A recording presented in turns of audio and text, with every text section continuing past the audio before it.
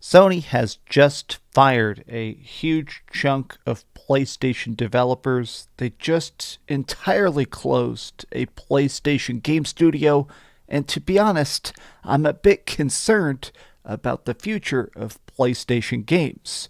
But let's talk about that. Hi, I'm DreamcastGuy, and if you could, give this video a like and subscribe if you haven't already. So, this is going to be a bleak video because it does seem like the industry as a whole is just in a very bad spot, which doesn't really make sense.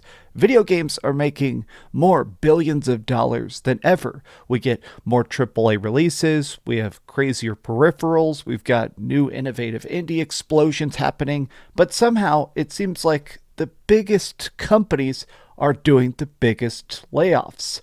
So PlayStation has just announced in the most PR speak possible that they're doing a global reduction of the workforce. Now, what this actually means is that they're shutting stuff down. They're firing 900 employees, which is 8% of their current workforce. Now, I do want to make it clear there have been some apparent talks that PlayStation may attempt to absorb Bungie. Right now, Bungie, while they are technically bought and purchased by PlayStation, they're still under the Sony umbrella. That's why the stuff that Bungie works on is still coming to Xbox and PC and whatever else. So it seems like right now, this doesn't even involve that. I think that if they do merge Bungie into themselves, there's probably going to be a second wave of these layouts. But this is just wild to me. So here we go. London Studio is being entirely shut down. This is one of the more popular studios internally. Apparently, they've been working on secret PS5 projects, which I guess now are just never going to see the light of day. Reduction in Firesprite Studio. This is the person that's been working on some PSVR 2 stuff. I guess we don't know what else they're going to be working on. Typically, these companies sometimes, if they reduce your workforce, it's just a matter of being like, okay, you don't get to work on new big projects. Now you're just going to be doing ports and remasters and backup for a different team. Several PlayStation studios are being affected. This is all regions, including the Americas, this, Japan, and this. I don't know what these regions are. Now, honestly, this is kind of, I don't want to say the word vicious, but Jim Ryan visited PlayStation Studios 4 days ago. 5 days ago, they visited London Studio, and I guess they probably walked in and told them they're all fired. These people don't look like they realize they're about to all be fired in a matter of days. This kind of stuff sucks to me because right now in 2024, this news is incredibly brutal. It is wild that the industry continues to implode. Embracer is one of the biggest gaming conglomerates backed by billionaires, and they've been mass buying up everything from Deus Ex to Tomb Raider to everything else, and then they fired a bunch of the devs that were even working on those projects. These companies, the biggest problem with video games, and I'm being dead serious about it. Let me tell you the problem with video games. It's not necessarily microtransactions. It's not necessarily overpriced games or short experiences or glitchy graphics. In my opinion, the biggest problem with video games is that investors make the art. The coolest experiences, the craziest, flashiest, 5-phase mutant with titties that shoot lava milk, that's the kind of stuff that people make to entertain us. And now it's being funded by people that pick stuff by blindly asking what sells the most.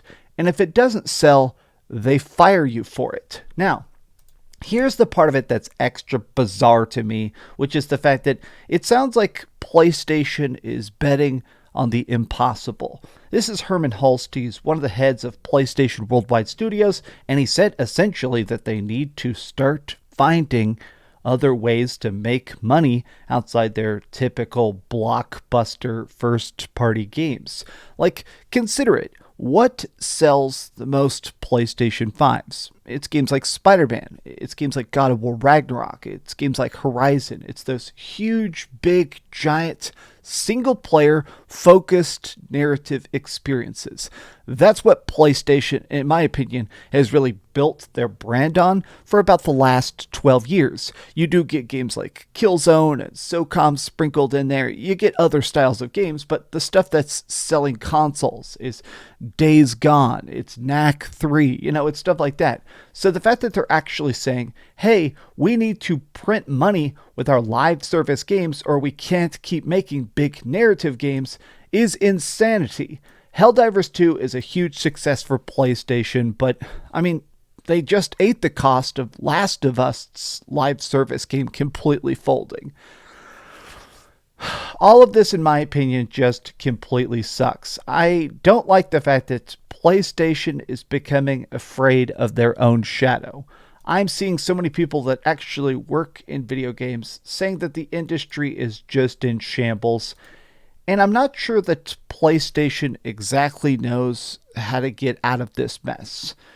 The PS4, the PS5 have undoubtedly been massive, massive successes. And I almost think that it's because of momentum. I think that what Sony did purely by accident, in my opinion, with the PlayStation 4 is they finally positioned themselves as the default console. Everybody bought a PS4 because it was like, okay, this is where I go to play Call of Duty. It's where I'll play No Man's Sky. It's where I'll play that new random cool third-party stuff.